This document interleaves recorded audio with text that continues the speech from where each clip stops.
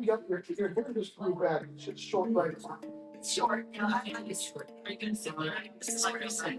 It's very or it's back, back long, that's the way it was after. Like, they got your hair back, but right now it's just short. It is short, yes. It's kind of fun. Your hair might go back to more like before. I know for you. You met my sister before. Michelle, that's my friend Marie. It was her daughter that graduated. That's what you did before. Yeah. You get her. And she had a birthday. Her daughter had a birthday. After the chance of everything going, you get everything back. Yeah. He was saying it made sense. What? I mean, she said it made her feel old for his sister to be 18. Some kind of I'd like to feel that. Some kind of evolution. Daughter. Yeah. That's Michelle. We can do some photos. Yeah, that's right. After this, we can. Nice to meet you. Break down. Break down. Is it right? Stop right now. Yeah, right now it's just, right now it's warm and humid outside. Right now it's warm and humid. That's why you know, so I'm trying to make it's the boss that's trying to that. I have it with me that way. Yeah, you must be home.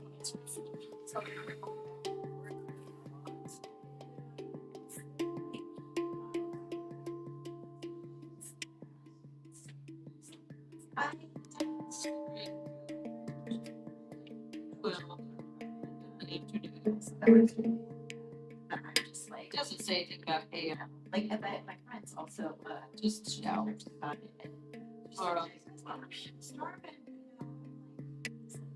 Yeah, like it's so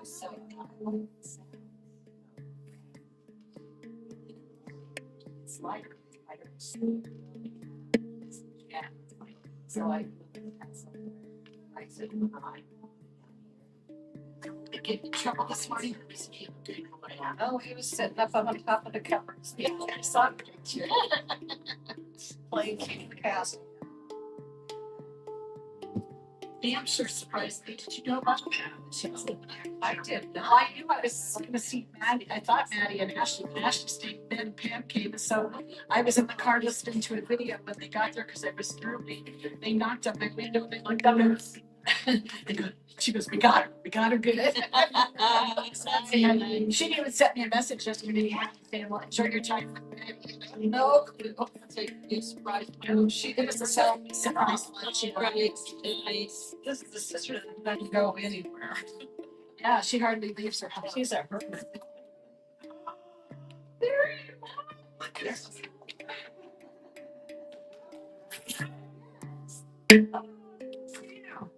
My favorite work. Yeah, she looks so good. She's lost 4 pounds. Well, there for a long time, she couldn't eat anything because of the colitis. Right. Well, it's actually diverticulitis. Yeah, diverticulitis. Correct.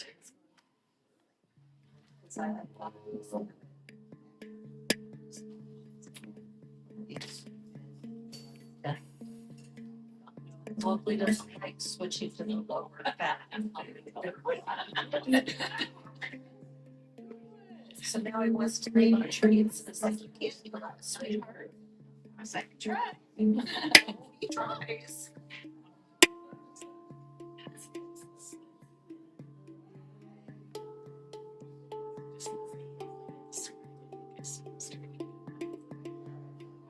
Laying up his back, telling me that treats to brush his teeth. I said, you feel like nice. Brush your teeth.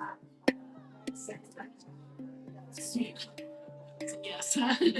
Just toss your hand. Yeah. Oh, okay. She's always has dogs, and she just got a cat like 6 months ago. Every time you come to that, except she was a certain to what to be like a dog, like a trainer, we had to keep oh, cat.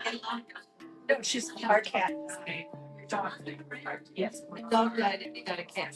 Like a cat was born the night before the dog died. And so my son, it was born in my son's heart. And domestic abuse charges. And so I said, you need to get out of there. Thank you, Judy. That was beautiful.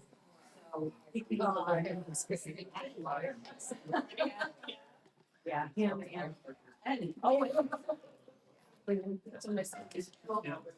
morning, everyone.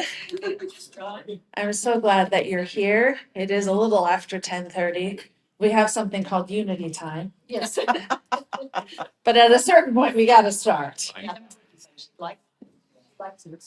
I welcome you to Unity Center of Des Moines. If you didn't already know, maybe you're joining us online for the first time. My name is Stevie Lang, and at Unity Center of Des Moines, we practice positive spirituality without the dogma.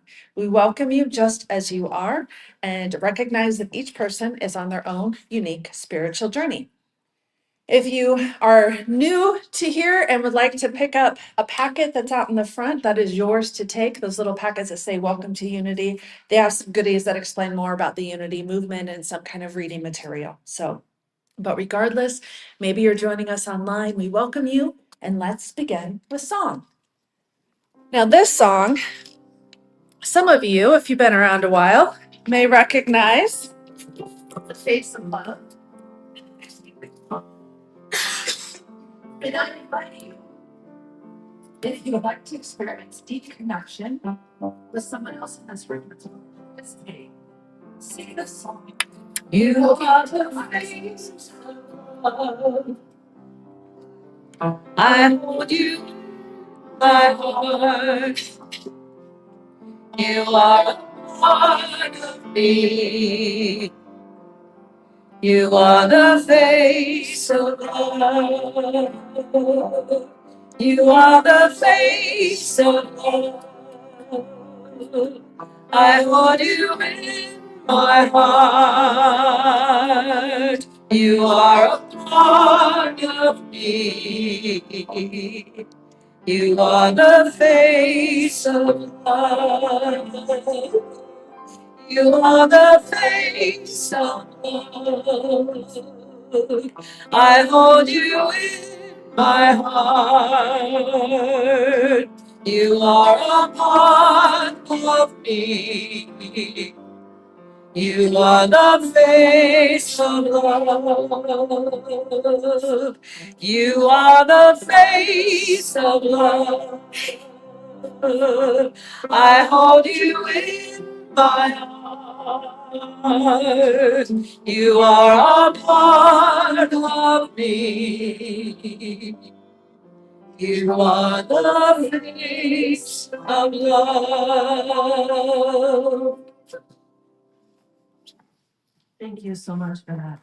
Yeah, give a round of applause. Our music team, Deb, Susan, and Judy a little later today. Judy's doing double duty, triple duty actually, as we get going. Yeah. And you are the face of love. Highly recommend singing that song to yourself in the mirror or holding that over your hands over your heart because you truly are the face of love in the world. Announcements today. The number one, I'm going to ask Deb to play the happy birthday song because it's Deb's birthday. Happy birthday to you. Happy birthday to you. Happy birthday, dear Deb. Happy birthday to you. Yay! And thank you, Deb, for being able to play that in a key I can sing. All right. Let's see. Announcements beyond the very important Deb's birthday. If you are under the age of maybe 17, it's 6-7 today. Spending time with kids has been really great in my life recently. As a reminder, the prayer request forms, if you have a request for yourself, or even if you're If you're concerned about someone else, you can also put a request in for that. But there are sheets on top of the prayer box under that painting back there, and there are also sheets in the atrium. And when you're filling that out, you have the option of being put on the Sunday list, like the name on the Sunday list. But otherwise, if you want that to be fully confidential, only the prayer team will know what you've written down. And just know that we practice affirmative prayer, so we're focusing on the positive outcome. And if you put in a request for someone else, we're actually praying for your consciousness, because our consciousness is the only thing that we can directly impact. So just understand what that is, and we invite you and welcome you to fill out those forms and then drop them in the prayer box. Special events this week. Starting with Thursday, June 11th at 6 p.m., there will be Unlimited Breath of Life in the Sanctuary with Judy Olson. Friday, June 12th will be the Men's Circle from 6:30 to 8 p.m. Saturday, June 13th at 1 p.m., Rachel Corpus is going to be leading or having a workshop on activating your psychic ability. And then next Sunday, see if I just leave it on the thing long enough, it will get around to it every month. There really is next Sunday a cacao ceremony at 4:30 and a new moon gong meditation at 6:30. That's happening. So that's a week from today. And then save the date. June 18th is right around the corner, and that's going to be the next Chip Happens. It was so much fun last time. It's just there's no entry fee, and you just get to come together and listen to good music and have some cookies and connect. And that is Thursday, June 18th. Are there any other announcements that I either didn't know or forgot about? Okay. How about celebrations? You can see that the sanctuary has some evidence of a celebration that recently happened. Do you want to talk about that? Sure. Okay. My youngest daughter graduated high school and we just had her celebration party yesterday. Yay, Elsie! Yay! I'm celebrating that Daisy is 1 week post-op, and other than where she's shaved, you can barely tell. You have to look for where the incision is. So she's not even lumpy anymore, and she seems to be doing really great. And there's all kinds of subtle symptoms that I think was actually symptoms of the tumor that was removed, and I just didn't know that that's what it was, and the vet didn't know. But yay for early discovery and getting that out of there, and all the support and prayers. So yay, Daisy! Anyone else? Yes, great. I had a celebration. My oldest granddaughter graduated from high school. Yay! All kinds of, 'tis the season. She's a great musician and gonna carry with some awesome energy. Wonderful. Dennis. It rained and the little plants on the earth are very happy. Oh, and the birdies that eat insects are very happy because all the insects are making themselves known. They're coming out of the ground. Yes. Celebrating that. And what about the storms? Haven't the storms been beautiful? Or is that what you were gonna say?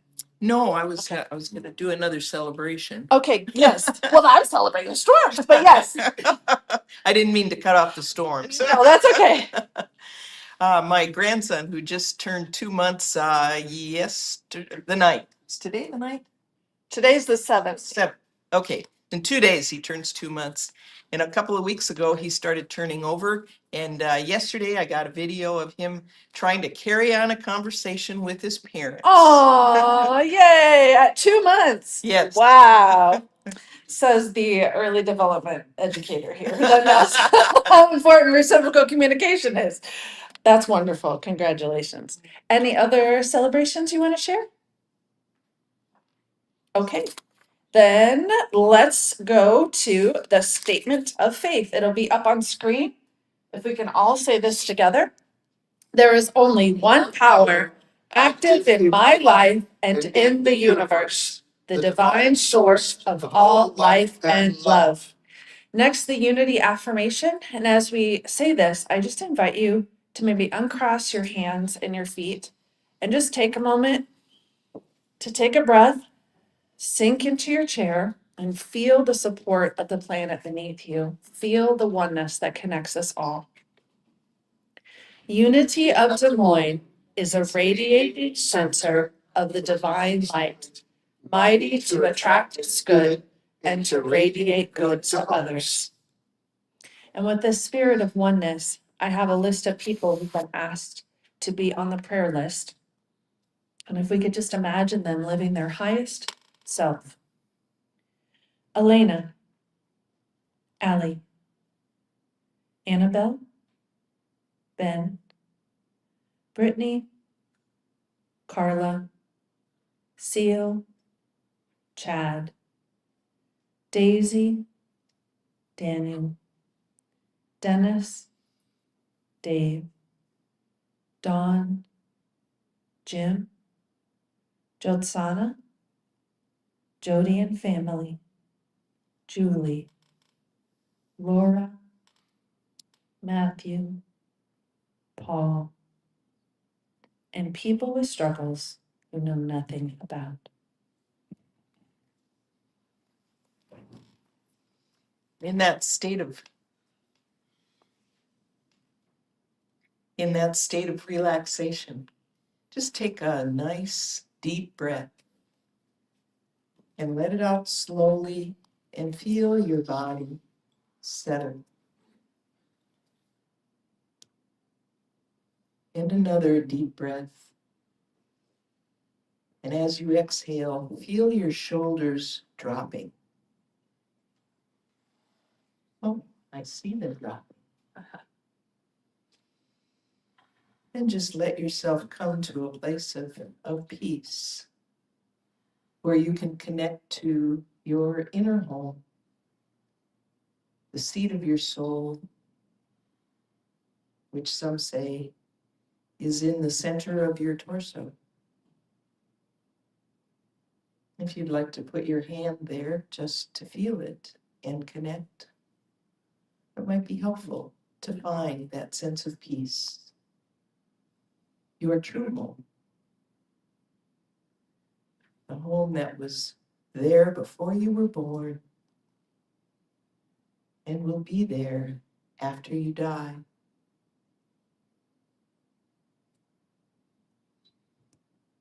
The home that knows you are eternal, never beginning, never ending, and one with all things. All things in this room, all things in this planet, all things everywhere. In this constantly expanding universe. You are one with all of it.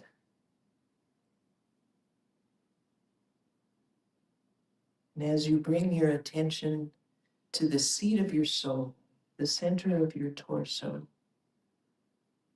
just bring to mind all of those that have loved you,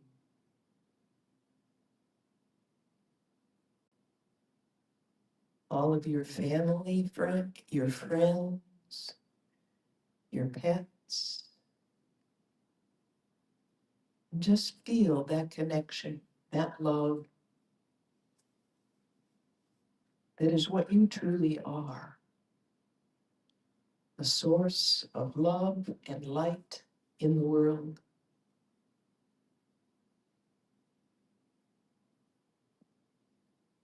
And think of all that you have loved. The people you have loved. The pets, the animals you have loved. The plants, the man-made things you have loved. The hobbies you love. And know that you are and have been and will be a source of infinite love in the world. That's who you are. That is your true home. And you carry it with you right inside you. You can never leave it. We forget about it sometimes, but it never leaves you. It's always there.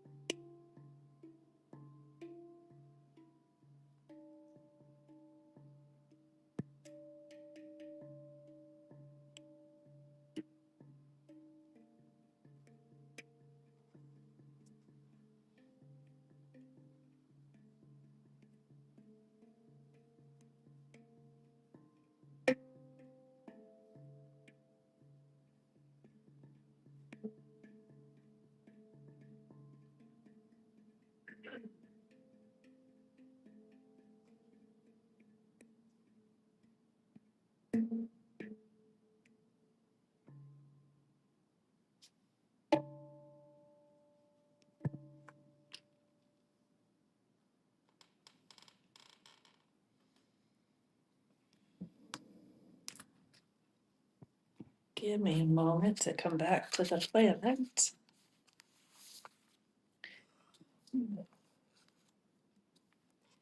The daily word for today is taken from Ephesians chapter 6, verse 18, which says, "Pray in the Spirit at all times, in every prayer and supplication." Just as my body needs water to stay healthy, my soul draws strength from living water, the ever-flowing presence of Spirit within me. As I drink from this well, I am refreshed and ready to meet each moment prayerfully. Fortified with divine love, prayer flows naturally. When challenges or opportunities arise, I turn inward. When I start or complete a task, I pause to express gratitude. When I meet someone in need or am helped by another, I hold them in thoughts of light and love. Whether I pray aloud or pray silently, the prayerful energy arising from within me is a blessing. I open myself to Spirit's presence, and my prayer practice deepens. Prayer flows as naturally as breath itself, an inspired rhythm of life, sustained by living water that never runs dry. The affirmation that goes along with this, I'll say it once, and then if we can all say it together, is prayer flows throughout my life. Prayer flows throughout my life. Okay, I think we are ready for another song. And again, we love it when you sing along with us.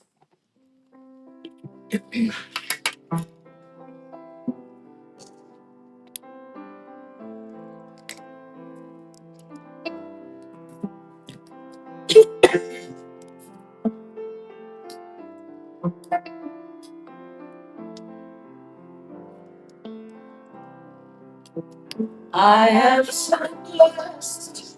I am so blessed. I am so grateful for all that I am. I am so blessed. I am so blessed. I am grateful. I am blessed. I am so blessed. I am so blessed. I am so grateful for all that I am. I am so blessed. I am so blessed. I am grateful. I am blessed. I am so blessed. I am so blessed. I am so grateful for all that I am. I am so blessed. I am so blessed. I am grateful. I am blessed.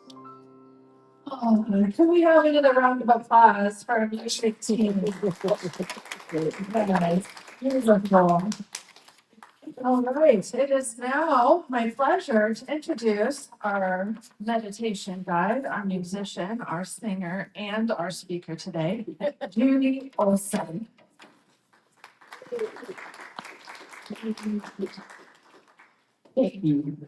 Oops. Thank you, Stevie. It is always a pleasure to be here. I want you to know that this is something I look forward to. My talk today is entitled Finding Home. When I was 4, I used to run away from home. Not dramatically, just far enough away to make my point. My mom or my dad said no about something I wanted, or my older brother made me mad, I would announce, "I'm running away." My mother never panicked. "Oh," she would say, "well, then you better pack a suitcase. You'll need clean underwear." I had a little yellow suitcase with white piping around the outside, and it had a bear on the top with those eyes that move when you move the suitcase. It was meant for dolls, but I thought it was perfect for me. She would inspect my suitcase after I packed it, and she always put a sandwich wrapped in cellophane on the top. And she said, "Take Puppy with you." That was our black lab pet farm dog at the time. I'd walk out to the pasture all the way to the rock pile. It was about a half a mile from the road. And I'd play there until my imagination ran out of ideas and my sandwich was gone. And it always seemed like Puppy would start heading home about that time. And I would follow him because, I don't know, it just seemed like the thing to do. I stopped running away when I was 5 years old. The last time I announced my plan to run away, my grandmother was visiting, and she stood up and grabbed my shoulders and shook me, and her voice was sharp, almost frantic. And she said, "What is wrong with you?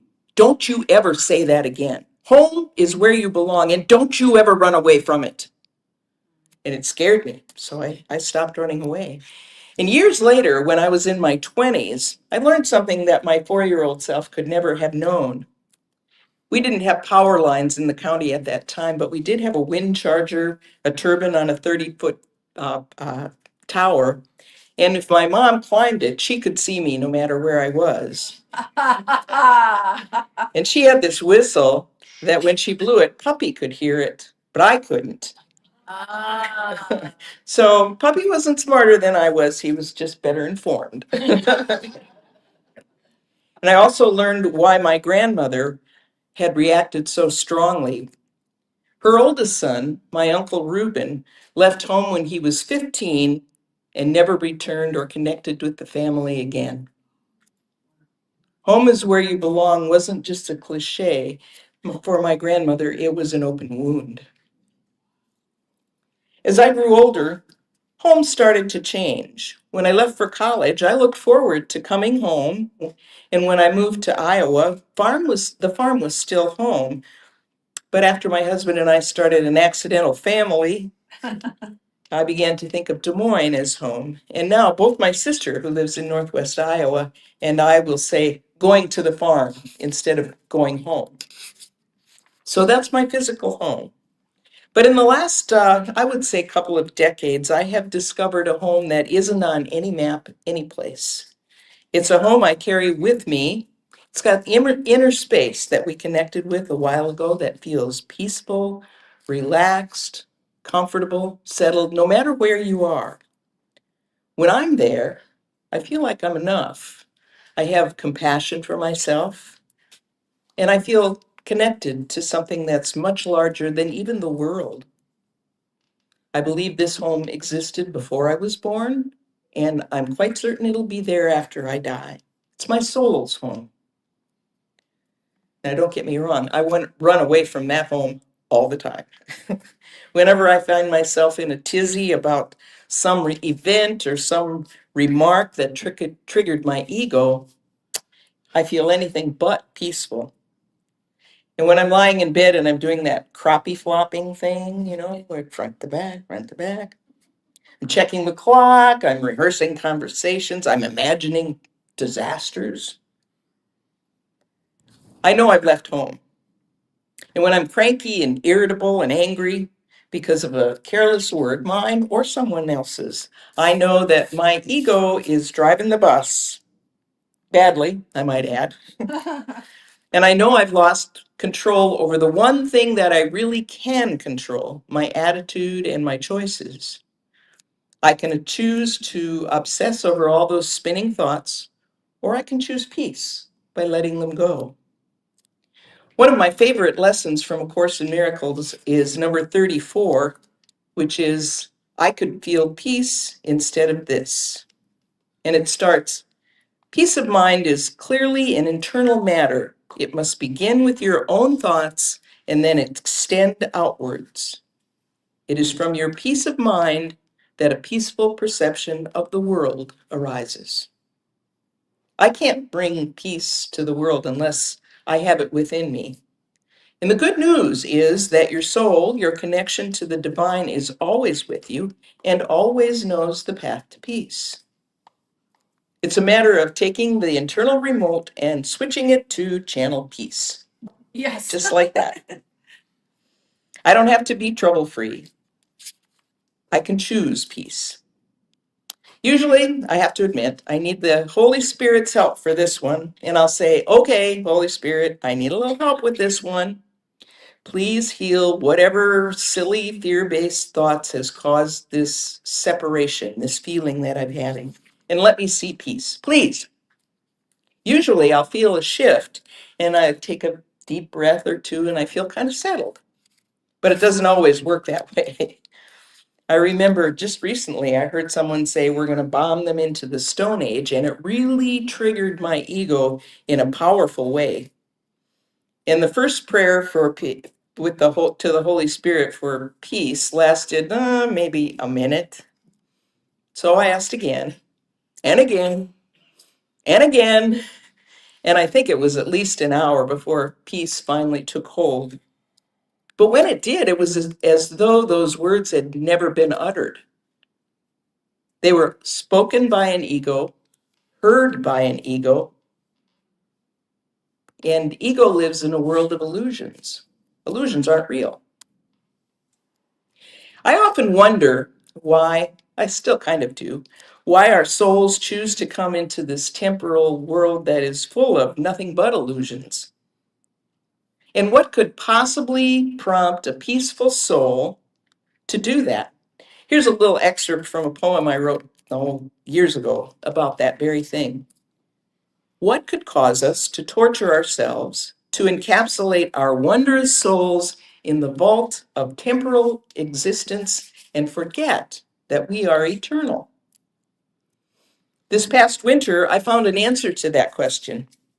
I spent a month in Fort Lauderdale with a dear friend and my stepson. They live about 2 miles apart there. And during one of our many conversations, my stepson Paul shared this story. When he was 6, he lived in Ankeny, and this was back in the 80s. And he learned how to ride his bicycle, so his parents just let him ride wherever he wanted. And often he would ride and keep riding until he didn't know where he was, until he was lost. He loved the challenge of having to find his way back. And he didn't get upset when he went down a dead-end street or took a wrong turn because he just knew that that's not the way. And seeing his house and his parents after a bike ride when he had been lost was far more satisfying. He did that regularly until he couldn't get lost anymore. He always knew his way back. Getting lost and finding his way back was fun for him. So when I heard that story and I was thinking about it later, I thought, I'll bet that's why our souls leave home. Finding their way back is fun for the soul. It puts a whole different spin on all of the challenges that we face in life. We arranged it all so we'd have fun trying to find our way back home. But sometimes it's hard. So here are some suggestions for what to do when that happens. I always like to have 3 suggestions. 1, do things that comfort your soul. Listen to music you like. Engage in hobbies that calm you. Movement. Talking to someone that calms your spirit. These aren't luxuries, it's spiritual maintenance and it's essential to your well-being. So do things that comfort you, comfort your soul. 2, practice forgiveness. Really, if you think about it, the only forgiveness is self-forgiveness. When you release a grudge you've been holding, it really frees you. I remember when I finally realized this, it was in the 2000s when I was mad at the president for starting wars, and I just, I had that feeling about him. Until one day I realized he had no idea how I felt. And even if he did, he wouldn't care. I was the only one that was suffering. Yeah. So letting go of that one was an easy choice after that. And the last is to make time for stillness, like we did just a minute ago and kind of are doing now. Even after a few minutes of doing nothing, just being with your soul, it makes it easier to find that home, your soul's home. And if you're having trouble, ask for help, however you ask for help. We're taught to be independent, but spiritually, asking for help is strength. And peace, when it doesn't last, you just ask again because the answer is always yes. It's a very comforting thought to me. Earlier, I talked about my grandmother's reaction and my Uncle Reuben, who left home when he was 15 and vanished. I also talked several times about the inner sanctuary, our soul's home. And I want to elaborate on that with kind of a personal story. Back in 2019, my brother received a phone call from a man who said, "My name is Jim Blaine, and I'm your first cousin." Well, my brother was instantly suspicious. He said, "I don't have a cousin by that name." And the man said, "I know you think so, but you do. My father's name when I knew him was Fred Blaine, but before that, it was Reuben Fisher." My father had spent his whole life looking for his older brother, Reuben, who walked away one rainy day with nothing but a pillowcase filled with belongings he needed. So when my brother heard the name Reuben Fisher, he knew something miraculous was happening. Jim Blaine went on to tell the story of his younger sister who was pregnant at 17 and gave birth to a boy who was subsequently adopted. That boy, his name was Todd, turned 50 and he decided to find his birth family. He followed a genetic path until he found his birth father, who wanted absolutely nothing to do with him and refused to mention the name of his mother or help him in any way. The only thing he knew for certain from the adoption agency was that he came from a family with 3 boys and a girl. Todd eventually found his way to my Aunt Vivian, who was 92 at the time and was Reuben's oldest living sibling. After several phone visits, she sent him copies of just the few pictures she had of Reuben, and she sent him the family tree. The problem was he couldn't find anyone in the family tree that had 3 boys and a girl. So he kept broadening his genetic search. And eventually, he found his birth mother's family and his birth mother. But her father's name was Fred Blaine, not Reuben Fisher. And he knew that was kind of impossible. And eventually, he realized that both men had the same birth dates. He found no record of Reuben Fisher after the 1930 census and no record of Fred Blaine before it. So he theorized that Reuben Fisher had changed his name to Fred Blaine. So he eventually found my Aunt Vivian, and she sent him copies of the pictures. And so he was armed with those photos when he met with his birth mother. Her name was Lane. And he intended to test his theory. They visited for about 3 hours, and then he pulled out the photographs and he showed them to her, and she just gasped. She said, "How did you find pictures of my father when he was young?" He never talked about his family except for his brother Eugene. That was my father. And he dodged all of our questions. When he died, we looked all over creation for his family, but we found nothing. Todd knew that his theory was right. Reuben Fisher had changed his name to Fred Blaine. He explained his connection to Aunt Vivian and showed Elaine a copy of the family tree she had sent, showing his 7 siblings and 124 descendants. So Elaine spread that news to her family, and her oldest brother, Jim, agreed to make a connection with their father's family the next day. When Jim called my brother, who then called me and my sister, the 3 of us made phone calls all day, and by nightfall, every single member of the extended family knew that Reuben had been found. Less than a month later, members of the family got together at the Royal Fork Buffet in Sioux Falls. That's where much of the Blaine family lived. And we exchanged pictures, documents, stories, and we planned a reunion for 2020 when the original Fisher homestead turned 100. Over 50 people attended that reunion. And my dad had always said, if Reuben ever comes home, I'll throw the biggest party you've ever seen. Even though my dad died 6 years before that, his biggest party still took place. Whew. Sorry. Thank you for sharing. 50 years after Reuben Fisher's body died, the lost branch of our family was reunited. And the mystery surrounding Reuben Fred was solved for both families. You see, the ego tries to change its name, hide away, get lost in the world, but Reuben's soul, even after he was dead, found a way back home for all of us. Your true home, that quiet sanctuary of your soul, is not a place you have to build, and it's not a place you can lose. It's within you right now, safe, settled, constantly offering you guidance. So the next time you find yourself crappie flopping at night, take a deep breath, switch to channel peace, and remember that your soul loves the beautiful adventure of finding its way home. Thank you, and I'm so grateful for your attention.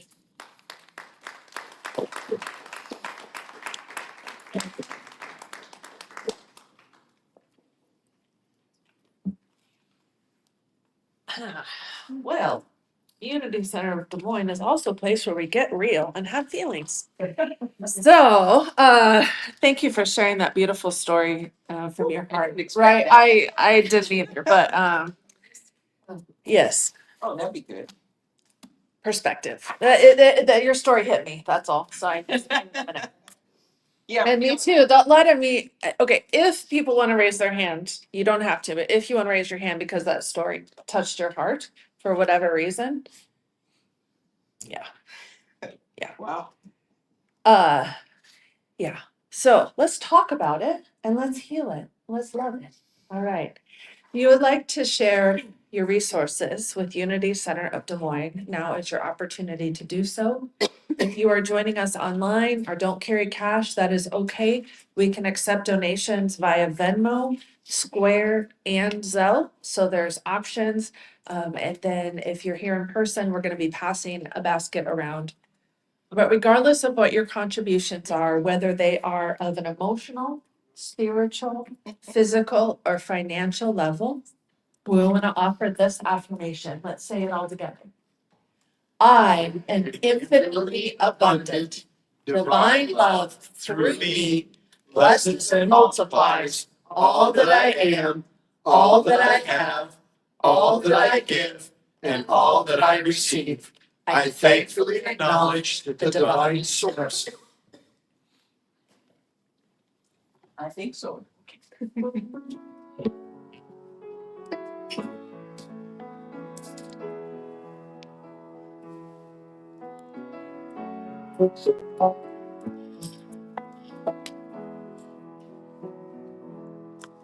Now when peace like a river attendeth my soul when sorrows like sea billows roll. Whatever my lot have taught me to say, it is well with my soul. It is well with my soul when the storms of winter blow, and the cares of the world take me toll. In the heat of the day, there is grace enough to say, it is well with my soul.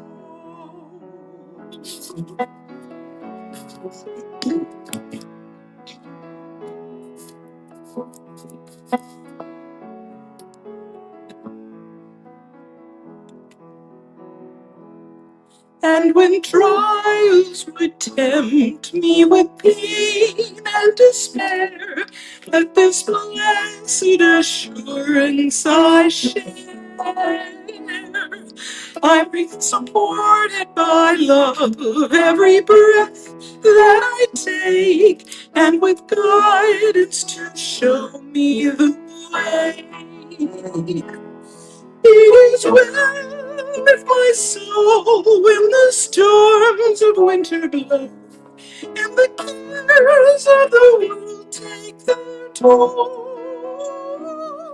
In the heat of the day, there is grace enough to say, it is well with my soul. It is well with my soul.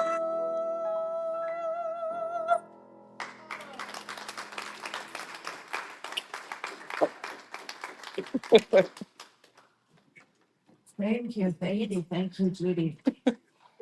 I would like to dedicate this offering to the, wow, what did I say? In spirit and truth, to the people of Unity Center of Des Moines, and we are grateful. Thank you, everyone. I now invite you to stand up and follow along with the words and hand motions as Deb leads us through the universal reading of peace. I offer you peace. I offer you peace. I offer you love. I offer you love. I offer you friendship. I offer you friendship. I see your beauty. I see your beauty. I hear your needs. I hear your needs. I feel your feelings. I feel your feelings. My wisdom flows from the higher source, Wisdom flows from the higher source, and I salute that source in you. and I salute that source in you. Let us work together for unity and love. Let us work together for unity and love. Thank you.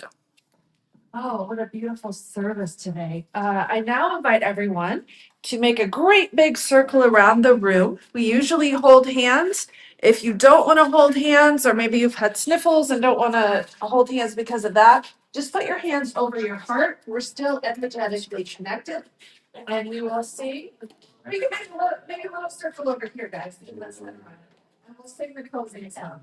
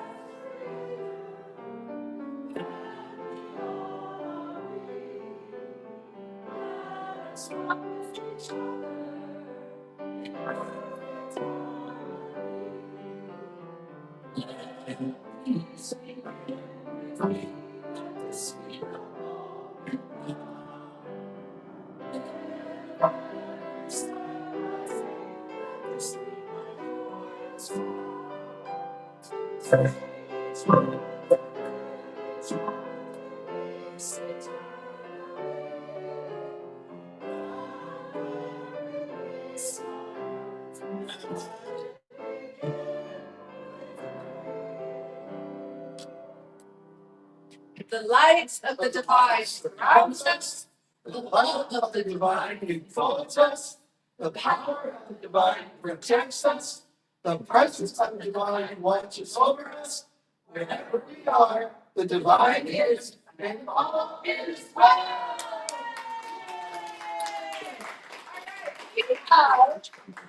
We have a plethora of yummy snacks between the celebration yesterday and what was brought in fresh today. There's so much food. Please take some home with you. We do need 2 rows of 6 chairs in the back and all the rest of the chairs along the wall. And give them extra love and hugs. Happy birthday. They want to meet me up there. And if you want a picture with Doug in front of the purple wall, you gotta go over and have it. All right.